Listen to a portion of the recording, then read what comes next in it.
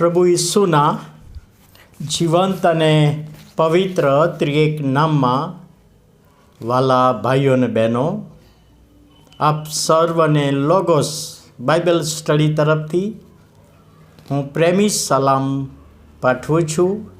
અને આજે 2025ના વર્ષનો 90મો દિવસ એટલે 31 માર્ચ 2025 અને સોમવારનો આ નવો દિવસ આપણા જીવનોમાં પ્રભુએ બતાવ્યો માટે પ્રભુનો ખૂબ આભાર માનીએ છીએ.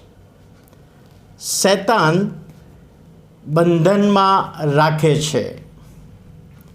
પ્રભુના એક સેવક રેડિયો પર સામસુનના જીવન સંબંધી સંદેશો આપતા, પ્રભુનું વચન આપતા હતા. સામસુનને યહોવાએ એની સેવાને માટે પસંદ કરેલો, પણ એક સમય એવો આવ્યો કે સામસુન બંદીખાનામાં દળતો હતો. આવો બળવાન માણસ એવા બંધનમાં આવી ગયો અને આ સેવકે કહ્યું કે આ બનાવ, જે સામસુનનો બનાવ, જે દળવાનો એને સમય આવ્યો, એ બનાવ તારણ પામેલા ખ્રિસ્તીઓ માટે ચેતવણીરૂપ છે. તારણ પામેલા ખ્રિસ્તીઓ માટે કે છે ચેતવણીરૂપ છે. અને ઘણી બધી વખતે તારણ પામેલા વ્યક્તિઓએ શૈતાનના બંધનમાં બંધાઈ રહે છે અને તેમને શૈતાન કહે એ પ્રમાણે કરવું પડે છે. અને આ સંદેશાના ભાગરૂપે એક બહેને એમને પત્ર લખ્યો અને પત્રમાં લખ્યો કે મહેરબાની કરીને મને મદદ કરો. આજે હું ભોગવી રહી છું, શૈતાનના બંધનમાં હું દળી રહી છું. સુંદર દેખાવડીને મારો અવાજ સારો, એટલે લોકોએ મારા વખાણ કર્યા અને કેટલાક લોકો મને નાઇટ ક્લબમાં ગીતો ગાવાને માટે નોકરી આપવાને માટે ફોર્સ કર્યો અને નોકરી લેવાને માટે ફોર્સ કર્યો.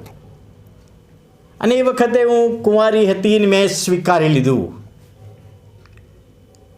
અને ત્યારબાદ નાઇટમાં આવતા એક જુવાન સાથે મારે ઓળખાણ થઈને એની સાથે લગ્ન કર્યા.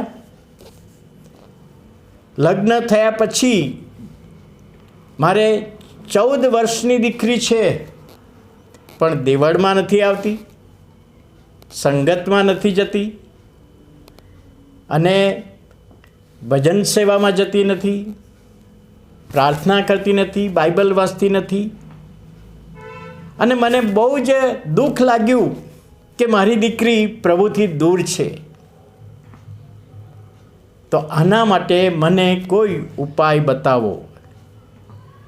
અને પ્રભુના સેવકે પત્રનો જવાબ આપ્યો કે તમે વિશ્વાસ કર્યો, તમે તારણ પામ્યા, નાની ઉંમરમાં સુંદર ને દેખાવડાનો સારો રાગ હતો, એ પ્રભુનો કૃપા તાલંત હતું.